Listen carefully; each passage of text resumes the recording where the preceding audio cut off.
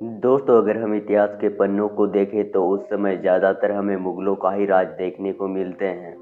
मुगल साम्राज्य की शुरुआत भारत में लगभग 1526 के आसपास हुई थी और 1700 आते आते लगभग भारत के पूरे हिस्से में मुगल साम्राज्य फैल गया था। और 1707 के बाद मुगल साम्राज्य में ज़्यादा ताकतवर योद्धा ना होने के कारण धीरे धीरे मुगल साम्राज्य खत्म होना शुरू हो गया था। दोस्तों, आज के वीडियो में मुगल शासक के बारे में बताएंगे जिसे देख आपके भी रोंगटे खड़े हो जाएंगे। उससे पहले वीडियो को लाइक एंड चैनल को सब्सक्राइब करना ना भूलिएगा। भारत में अगर बाहर से आके कोई शासन किया तो वो है मुगल। मुगलों ने भारत में 300 साल से भी ज़्यादा वर्षों तक शासन किया और ऐसा भी कहा जाता है कि बाबर बहुत ही कम उम्र में फरगना को जीत गए, लेकिन ज़्यादा दिन तक वहाँ राज नहीं कर पाए और कुछ ही दिनों में वो हार भी गए। कहा जाता है कि बाबर की शुरुआती जीवन काफ़ी कठिन था। उसे काफ़ी मुश्किलों का सामना करना पड़ता था, लेकिन इस मुश्किलों में उसके वफादारों ने उसका साथ नहीं छोड़ा। कुछ सालों बाद जब उसके दुश्मन किसी और दुश्मन से दुश्मनी निभा रहे थे, तब इस बात का फ़ायदा उठाया बाबर ने और 1502 में अफगानिस्तान के काबुल को जीत लिया।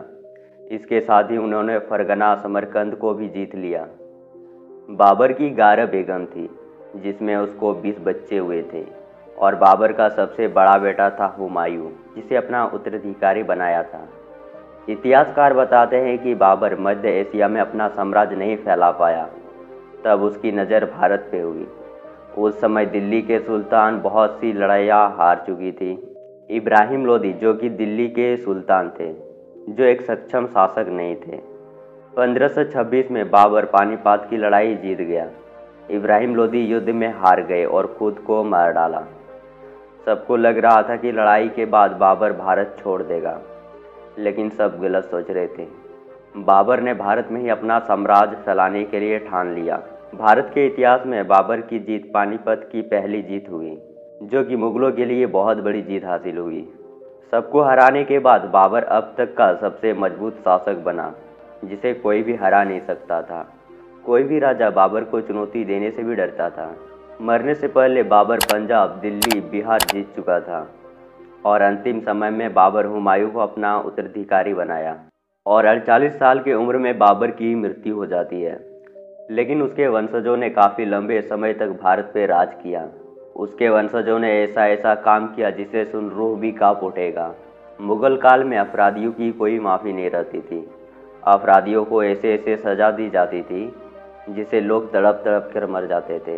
किसी को जलते हुए आग में फेंक दिया जाता था, तो किसी को हाथी के नीचे कुचलवा दिया जाता था और किसी को तो पत्थर मार मार के ख़त्म कर देते थे।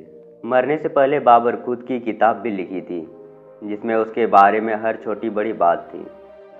और ऐसा कहा जाता है कि बाबर का बेटा 22 साल के उम्र में एक भयानक बीमारी ने उसे घेर लिया था। बड़े से बड़े वैद्य हकीम उसकी बीमारी को ठीक नहीं कर पा रहे थे। सबका कहना था कि भगवान ही कुछ कर सकता है। बाबर हुमायूं को बहुत चाहते थे। वे अपने उत्तराधिकारी को ऐसे मरते देख नहीं पा रहे थे। तब उन्होंने एक दिन हुमायूं के पास जाकर भगवान से प्रार्थना की, चाहे तुम मेरी जान ले लो, लेकिन मेरे बेटे को ठीक कर दो।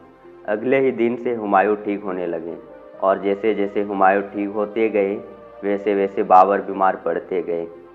सब लोगों ने इसे भगवान का ही चमत्कार समझा और 1530 में हुमायूं जब पूरे तरीके से ठीक हुआ, तब बाबर का मृत्यु हो गया। इसके बाद हुमायूं मुगल शासक बने और दिल्ली की राजगद्दी पर शासन किया। कुछ इतिहासकार कहते हैं कि अकबर सबसे अच्छे शासक थे, जो कि हिंदू और मुस्लिम को बराबर देखते थे। और कुछ इतिहासकार कहते हैं कि अकबर निर्दय और हवस से भरा हुआ शासक था। चलिए आपको बताते हैं अकबर के बारे में, और आप कमेंट करके बताना कि अकबर अच्छे शासक थे या फिर बुरे। इतिहासकार कहते हैं कि अकबर ने सती प्रथा को बंद करवाया था, तो वहीं दूसरे इतिहासकार कहते हैं कि अकबर ने सती प्रथा केवल इसलिए बंद करवाया था ताकि वे युद्ध में मरे राजाओं की सुंदर रानियों को अपने हरम में ले सकें। अकबर ने हिंदू राजाओं के हराने के बाद उनकी बहू बेटियों से विवाह किया और बदले में उसका राज्य वापस कर देते थे। इस तरह उसने अपने हरम में सैकड़ों हिंदू औरतों को रखा था और ऐसा भी कहा जाता है कि अकबर हवस से भरा हुआ था। उसके हरम में करीब 5000 औरतें थीं जो कि उसके दरबार के लोगों के लिए मनोरंजन के लिए रखी गई थी। यही सब बातों की वजह से अकबर को महान नहीं माना जाता है। बाकी आप हमें कमेंट करके बताएं कि अकबर महान शासक थे या क्रूर शासक।